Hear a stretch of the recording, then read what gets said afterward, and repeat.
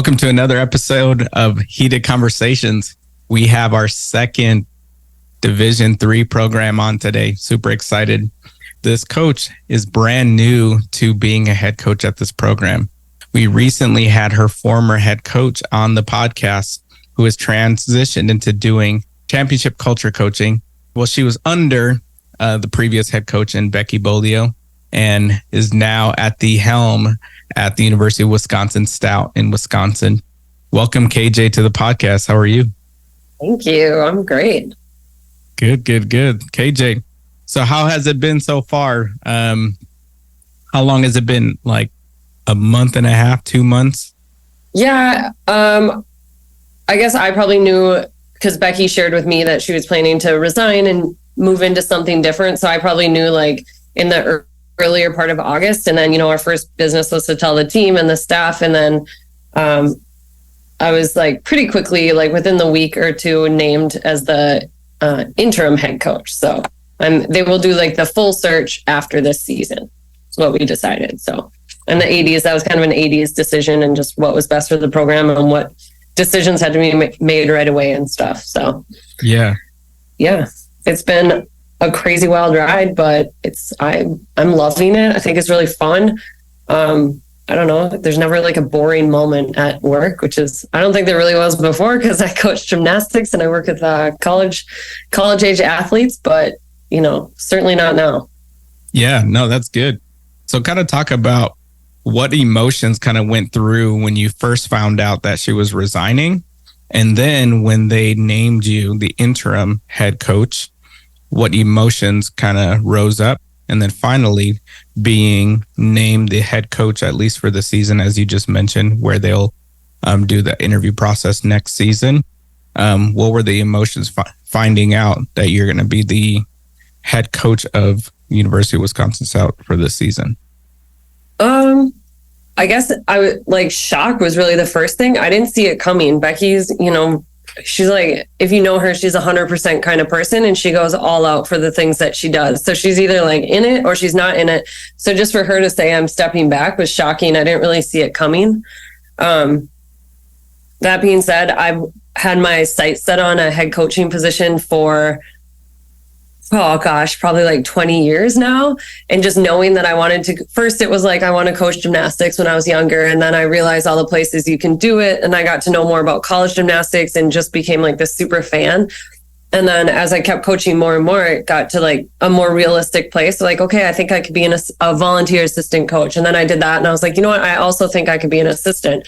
And so as I was working through that and during COVID, I decided that I had my sight set on getting being a head coach someday. So I got my master's in exercise science during that time. And so kind of like initially shock and then relief that I had like just finished the degree within the last year and a half or so and made myself qualified to even like take the position in the long term. So, get over the shock and happy to hear that like Becky is on a path that she's passionate about and is gonna see her boys more and stuff like that. And then just like really excitement. The ADs kept laughing at me. Like every time they would introduce me, they'd be like, she's really excited. And I was like, well, have you met me in life? I'm just a very excited person, I think. So I wouldn't take this job if I wasn't excited about the job. I mean, it's a lot of work, right? So whole spectrum of emotions, I guess, but ultimately happy ones.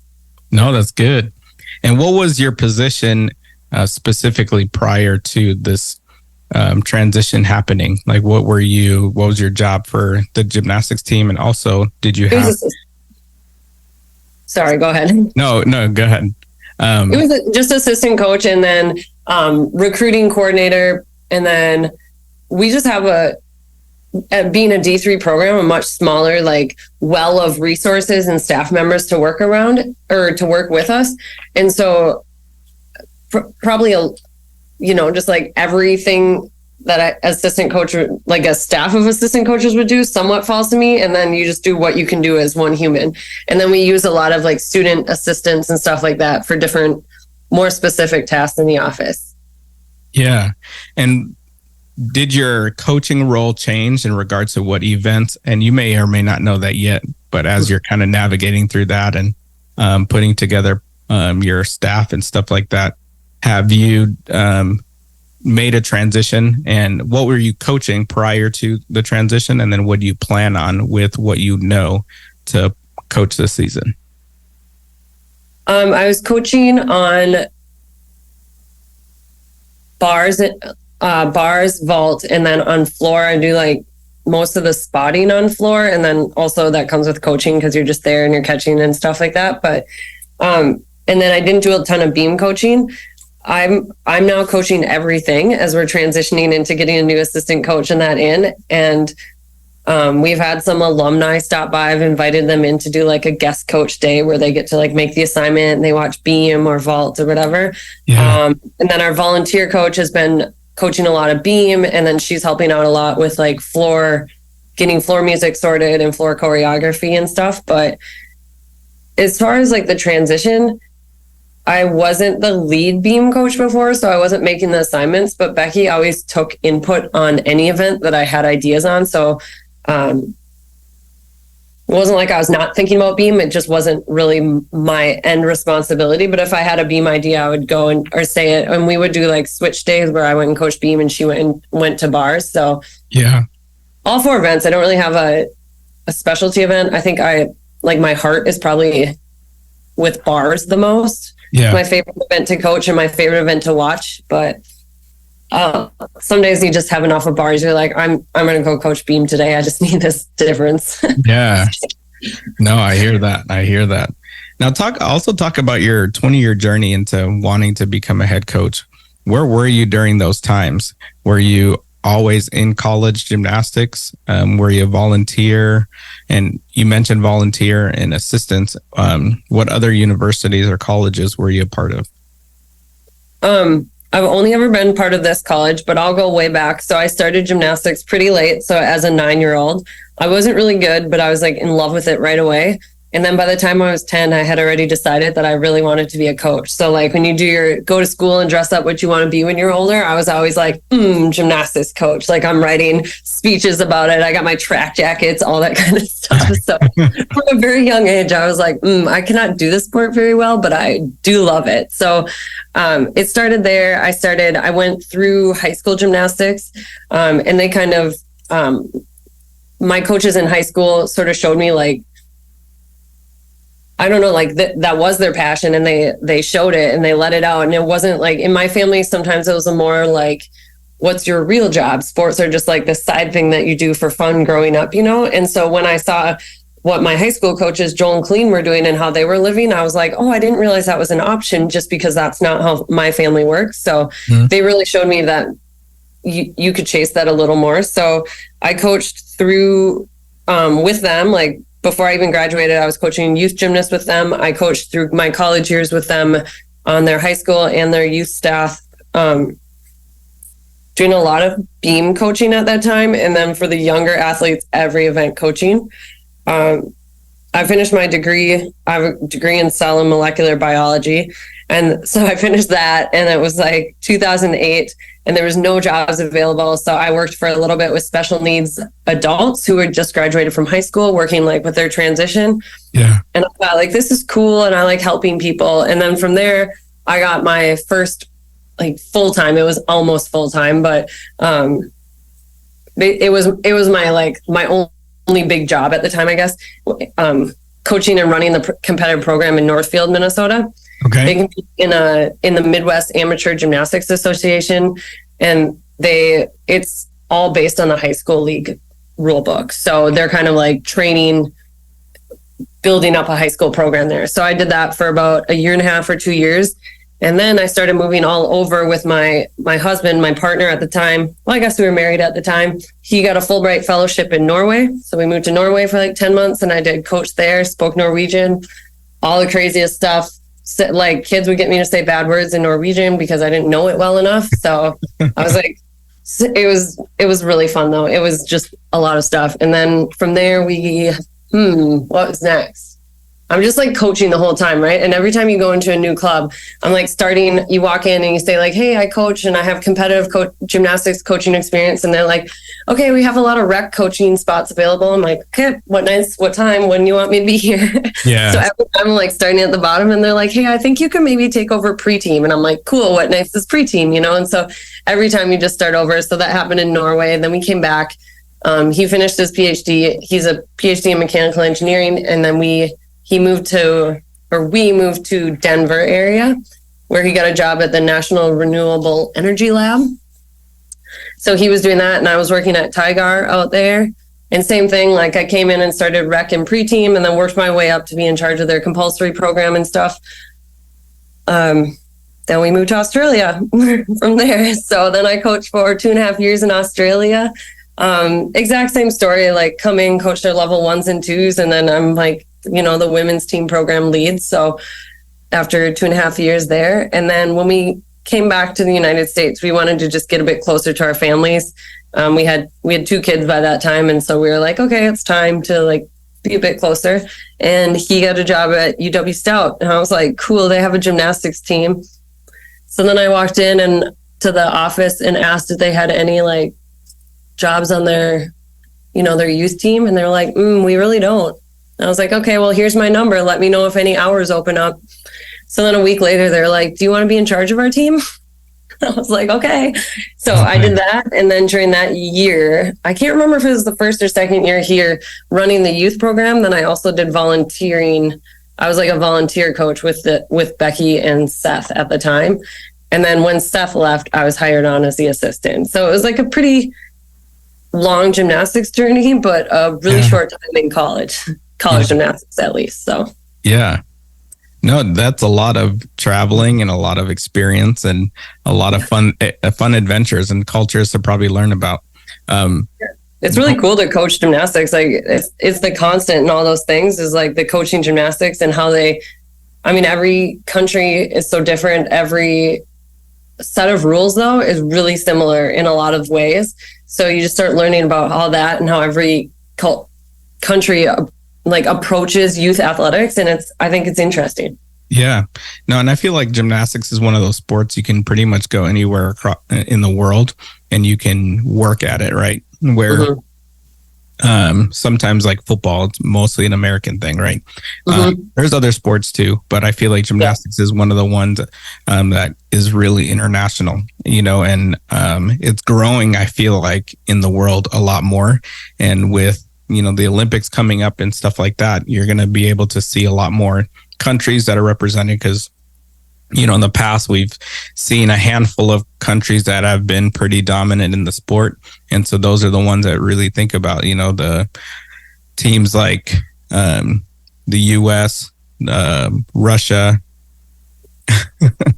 teams like U.S., Russia, you're good, China, Japan, some of those European countries and stuff like that. And where now it seems like there's other countries like in South America that are making a move, other countries in Europe and even I think Africa is starting to grow in the next, I could, see in the next 10 to 20 years where Africa, is competing at a high level on the world stage just because, it's one of those sports that is really fun and is really also it's a sport that translates to life a lot, right? The lessons that you learn, but also what it gives you physically in regards to the work ethic, but also the coordination and all that translates well to everything that you're going to do in life. And so I can see why it's been on the rise. And I think Simone has also helped it, in competing as awesome as she has been and stuff like that. Yeah, everyone knows her. But there's some, I can't remember her name, but she was a French athlete, but she was competing for Algeria, or she has like probably dual citizenship, or I don't know what happened with the French Federation, but she was competing for Algeria just now at the World Championships. And she did really well. Like bars is her specialty. She did great, but don't you think just having like that representation matters, even if she's not, I don't know. I just think being able to compete for the different countries and having someone represent that country is going to go back to that home country and inspire people who are actually and like build the programs back there as well. So I kind of like that. I'm not like in favor, I guess, of like, I don't want Americans to like take all the world spots, but I think sometimes having people who have that dual citizenship and that heritage are like, it's cool to have representation. That's what starts it all, right?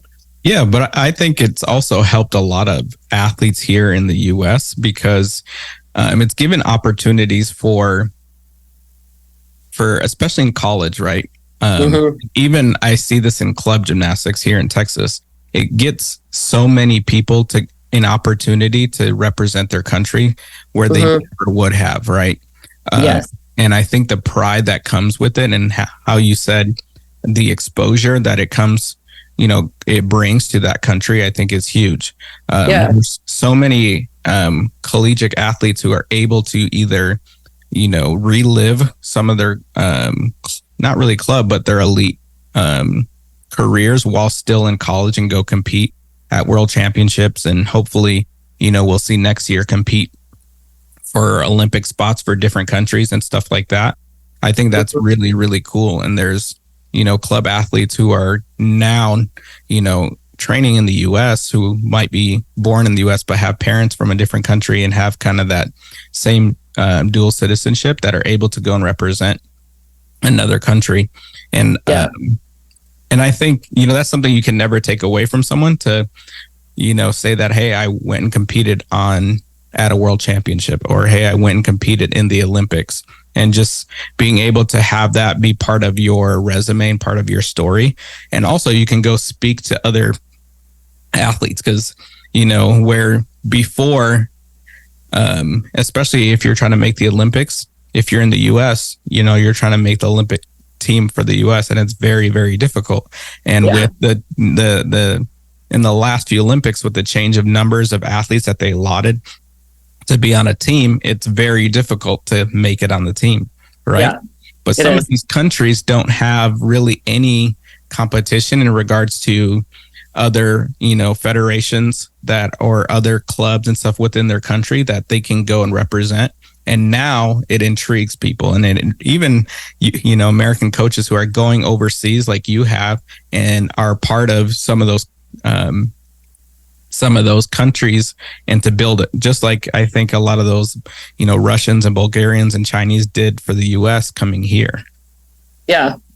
It kind of feels like they're those college athletes who get to go back and, Aaliyah Finnegan comes to mind, right? But there's a lot of others in that category who are, it feels like they're now like in control and they're writing their elite story and their journey end. And I like that aspect of like, and we've been moving that way for a while, right? In gymnastics, like out of the like, little girls in pretty boxes image and more like this is women's gymnastics and they have a say and they have a voice and they can do this sport at like after puberty and be at the height of the sport after puberty. And so I think for me, it's all like, it's just really good to see that narrative is being continued and that they're in control of it and they have a voice and a say and they seem happier and healthier, I guess.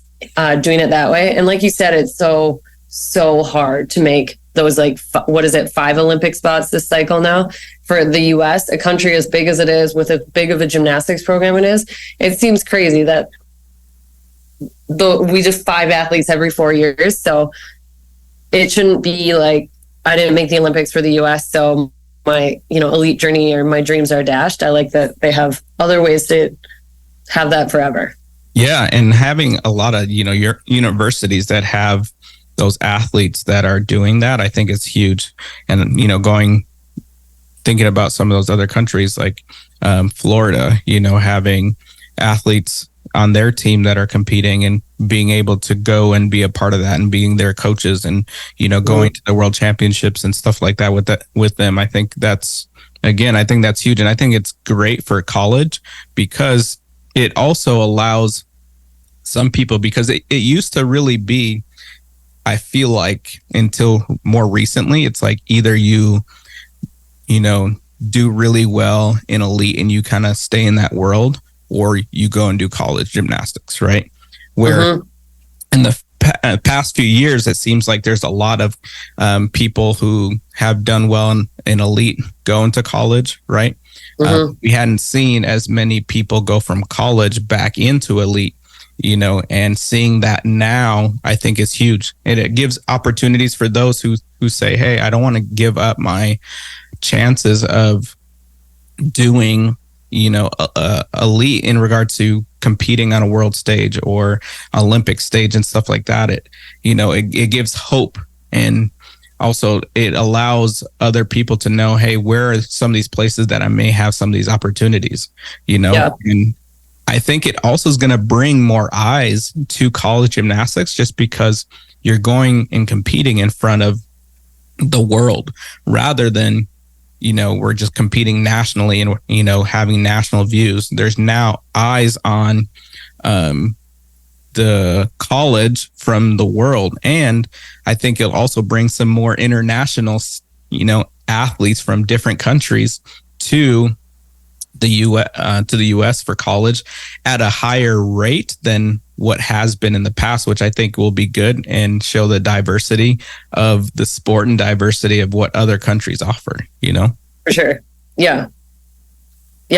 We're definitely, I get, emails from recruits from a lot of different places. And I think a lot of it has to do with representation, right? Like elite athletes from Australia come do college gymnastics. People are fans of them. They follow their journey here. They watch college gymnastics. And all of a sudden you have this like whole generation of young Australian gymnasts going, maybe I'm going to reach out and see what it takes, like they're thinking about that. So I think that's really cool. Certainly the ability and the, like sort of the growth of how we view college gymnastics in the last, 10 years or so has really helped too. Like just, you can see it now. You can see a lot of meets. You can see a lot of gymnastics. It's a prime time thing. That helps a lot too. Yeah, no, people have access to it. So that's what we want, right? More of that, more gymnastics. And I wonder too, if it'll start to open doors for more countries at their universities to start to support some of these sports as well, and not just do it on a national level where the only way you can represent your country or do the sport is if you're either in a club or if you are on a national team or anything like that, where now you can, just like in the US, I can go to the University of Wisconsin-Stout and do gymnastics while getting my education, or I can be in, Algeria and going to a university there and doing the sport that I love, and it grows. I'm excited to kind of see how that grows, and hopefully it, it influences that and makes it even bigger. Mm-hmm. Now, going back to UW's Stout, and what are some of the things that you look forward to now being the head coach for the season, and what are some of the things that you have thought about as a mission and goal that you want to make for the program?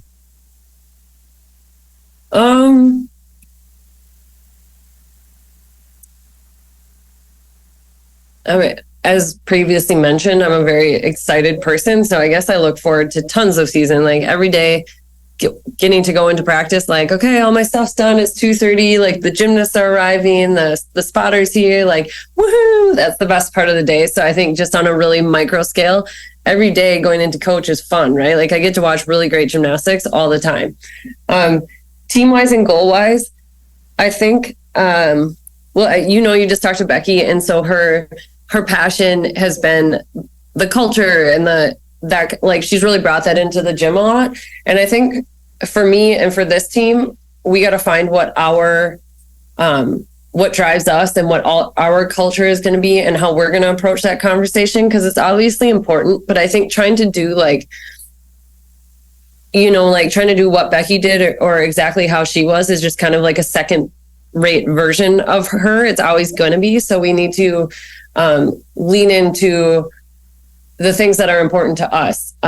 The sophomore class this year, who were fresh, so the freshman class last year, really brought a vocal aspect to setting team goals and stuff, and they weren't afraid to put really big team goals out there. Mm-hmm. And then we would just walk through it together. Like if we drop a meet that we shouldn't have dropped, or if we sneak through at the YX championships when it wasn't really like the most likely outcome, but we still do it together. And we walk through all those like highs and lows together. So they've already said national championship is on their radar. They want to go back. They want to vie for a title again. And I'm fully in support of that. So I look forward to doing that with them. Yeah. And how many? A lot of different things, but yeah. And how many athletes do you currently have on the team? I think we have the biggest UW Stout team ever, and it's at 22 right now. So we lost one senior that was competing last year. One freshman her body is not healing the way it needed to. So she decided not to come back because of that. And everybody else is returning. And then we added 6 for this year. So 5 freshmen and a transfer. Awesome. So we're at 22. Awesome. And have you thought about also, because you mentioned how those freshmen have, voiced their goals and they weren't afraid. Have you decided how you want to structure your leadership team in regards to captains, or do you want to do a leadership team? Because if you have freshmen who are willing to speak up, or now sophomores who are willing to speak up and talk about it, do they get the opportunities to, have leadership roles in the team? Yeah, I've thought a lot about leadership, I guess, is the answer, and had a lot of conversations with the, people on staff and people I trust their advice. I expect everybody to show some leadership traits and some type of leadership.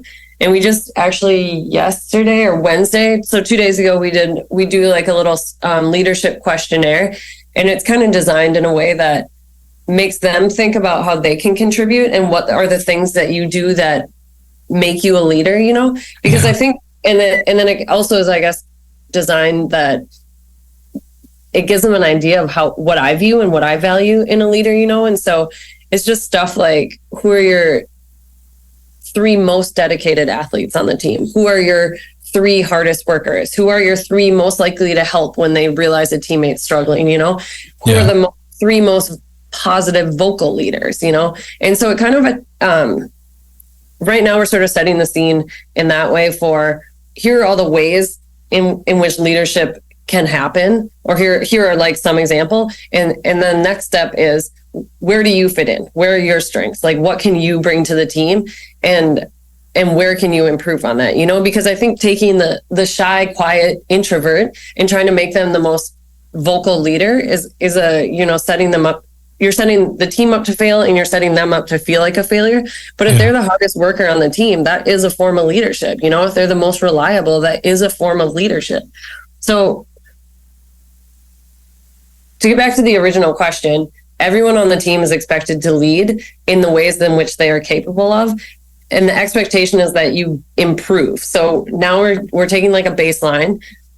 We thought about it. We'll talk about it as a group. And then I ask that you get better in some way. Like, you add more to whatever you're starting with and whatever your starting point is.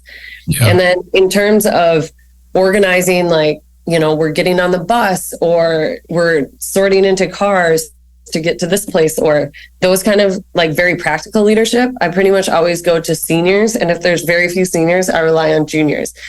And so they just get that they've been around, they are just expected to lead in some way. And it's, it's just putting a little more responsibility on them, because they are the people who are going off into their careers the soonest. And so getting them used to like having some responsibilities, I guess, is good. Yeah. And they do a job, and they've earned it. They've been doing gymnastics for 20 years, some of them. Yeah. No, it's good. You can organize the bus. Or how we're getting our equipment carried out to the bus. You got that. I believe in you. Right. Right. Some other things I want to talk about is, first, where are you guys located? I probably should have done it in the beginning, but I did it. That's okay. Do you want the info about our university and stuff? We're about an hour east of Minneapolis-St. Paul area, like probably even 40 minutes from the edge of the metro. So we're in Wisconsin, but we are almost closer to the big Minnesota city. Cool. So. Very cool. So you guys are in the Midwest, and in the previous podcast, we talked about the conference a little bit. So you guys are also part of that YAC conference that has a mixture of Minnesota schools, the 3 Minnesota schools, the 5 Wisconsin schools, and I've heard that there's one new school in Iowa, Simpson, that is joining the conference, correct? Yes. So in 2025, we will have Simpson added to the WIAC. Okay, so not this coming season, the following season. Correct. Yep. Awesome. That's exciting. But you're really making me think hard with that this season, next season, because it's not even 2024 yet. Yeah, no, you're good. You're good. I know, especially with, not that you wouldn't know this anyways, but being a head coach and getting all this new information and trying to, absorb everything and trying to, relay it to people and stuff like that can be quite the challenge. Who do you currently have right now as, staff? Is it just you right now? Do you have any student coaches? And I know you mentioned that you guys are looking for assistant. Do you guys have a timeline in regards to when you guys are planning to have that assistant? Yeah, I have great news. Our assistant just started today. So he's doing a campus walkabout right now, collecting like IDs and different stuff. I was like, cool, you do that, I'll do this. I'll catch you on the flip side. So I do have, it's definitely not just me. I would be lying, liar if I said that. I feel crazy busy and I feel so supported. I think like probably at least once a day, I'm just floored by the help I'm getting from all different places. So our staff is now in place. It's me. I just hired an assistant coach. I'll wait on the official announcement to tell you, but I do have an assistant in place. So happy about that. And then the volunteer assistant coach has been working with us she's been working with me since I got the job, but she's been working with a team for the past week or two. So I think I mentioned before the podcast started, but we're just like getting our systems in place to bring her in. She coaches from a wheelchair, so she's on site sometimes, but she's mostly off site. And so just making sure that we are accessible and she can hear us, we can hear her, she can see us, and getting used to all that. But, every day I'm thankful I work with adults and they do half of that stuff better than I do. So that's been really cool. We have a bunch of students that work with us. So I have like an office manager who is here under Becky, and she's been here like 3 years now. She's great. She can take care of so much. So if you're emailing me, you probably get CC'd on an email with her at some point. And then I have some more part-time workers that do stuff like help out with SEGA, which is our youth program that we run, and some different graphic stuff and website or Instagram stuff. And then we also have a student spotter. He's starting his 3rd year with us. His name's Foster. So very cool. I'm surrounded by people that help me immensely every day. That's awesome. No, that's good. I can't even imagine going through, especially something that you didn't probably have as much time to really get ready for, right? To have as much support that you do to kind of get the season going. And, before we know it, in the next few months, season's going to be here and you guys are going to be competing and there's going to be fans and stuff like that. And it's going to be, surreal and super exciting. So I think support is always great. And I'm very, very glad to hear that you have some great support at the university. Thank you. What are some academic things that Stout is known for, and how do you guys structure your practices to make sure that athletes can balance their student athlete responsibilities and get to their classes and fit their classes in? I actually love talking about the academic side of UW Stout. So I mentioned before that we came here because my husband got hired to teach mechanical engineering classes here and in that department. Stout is a really unique university in that it's one of the only polytechnic universities in the Midwest. Have you heard that term before? No. It's like, it just means, at its most simple, it means hands-on learning. So the second you come to campus, you're basically in labs and in classrooms and just like learning in that way. So we have way less lecture halls on campus than we have labs. And then when you start in that lab area or this like hands-on area, it really quickly moves to like community connections, I would say. So students get a lot of, I'm struggling for the words, but like they really have good experience when they leave their 4-year degree or their years here. They're really ready for the workforce, right? Because they've already worked in the workforce. And that's something our university just like, it meets its milestones and it has to do all these things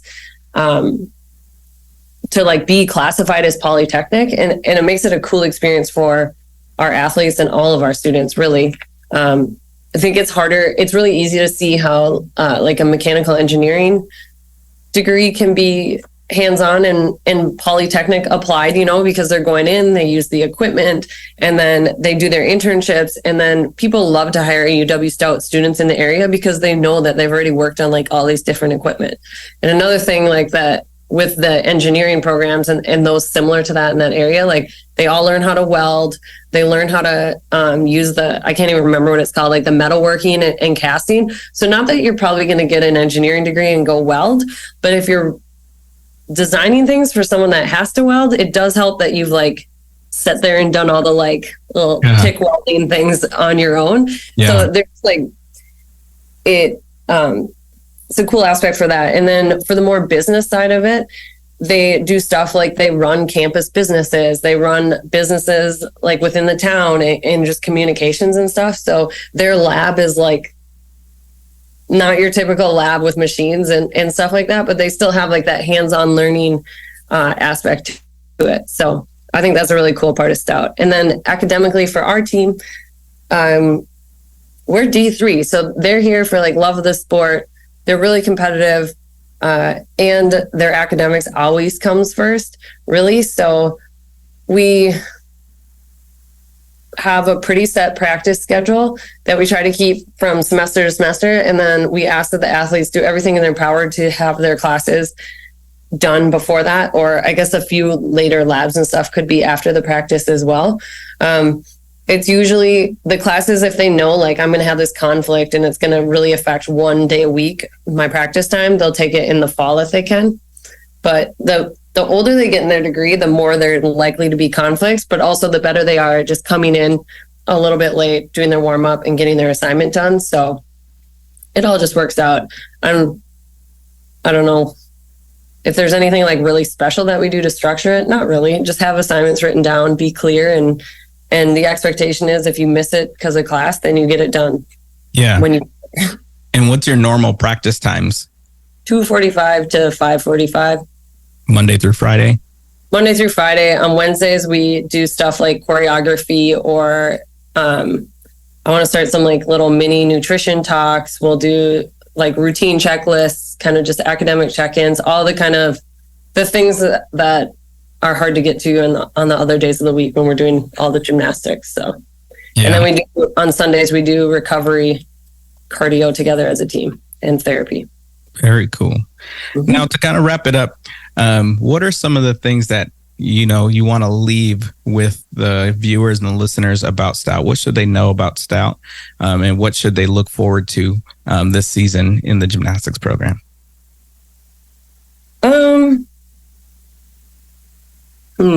So many.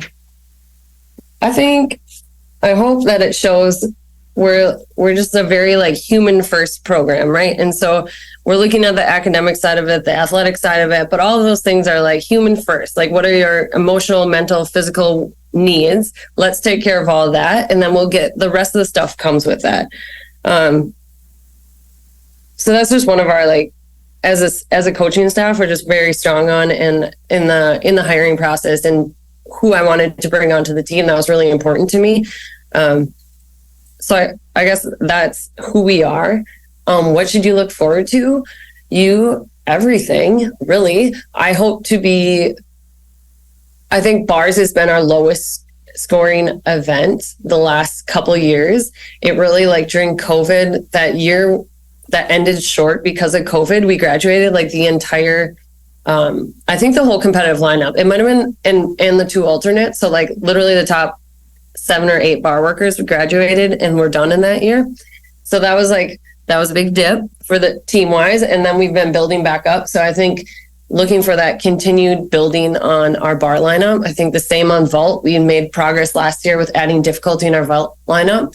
Look for more this year. The other thing that's cool to watch if you're like a year-to-year person, and I don't know how much you see this in D1, but it's a really cool aspect of D3 and of our gym, is athletes that were on the team last year will have new skills. Like they will learn stuff from last year to this year. So it's been, some of them were in the lineup, some of them weren't in the lineup, but we have like these side projects going on that we're kind of building and spending time on. So I think it's fun to see in a college team, because I mean I know the like behind the scenes of it, but the girls or the athletes who come in and are doing like a layout Yurchenko, and now they're competing their tuck full or new vaults that they're learning, and new bar releases and new floor passes. So I think be excited for the growth there.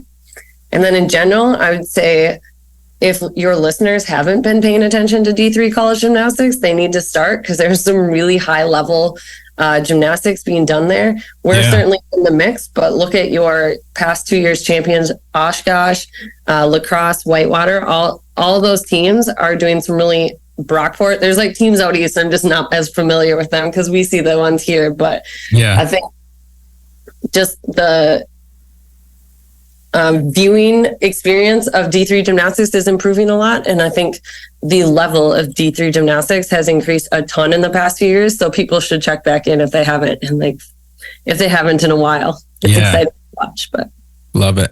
It's a little less predictable, I think, than D1 too. So if you want to see a meet that you don't just know who's going to win and about what score they're going to get some D3 love going. Love it. Well, thank you so much, KJ, for joining the podcast and talking about your new opportunity as a head coach this season. Yeah, thanks for having me. Yeah, absolutely. It was cool kind of talking about your journey and how you were international with your gymnastics coaching, and how it's also related to what's being seen here in the U.S. and especially with Olympics coming up and these past World Championships. So thank you again for tuning into another episode of Heated Conversations. If you like the podcast, please share, please subscribe, and hit that notification bell so then you can get notifications of any of the new podcasts coming up. And please leave comments. Any questions that you may have, or any things that I might be leaving out or anything like that, I'd love to be able to share those things and have those conversations. Thank you again, and see you guys on the next episode.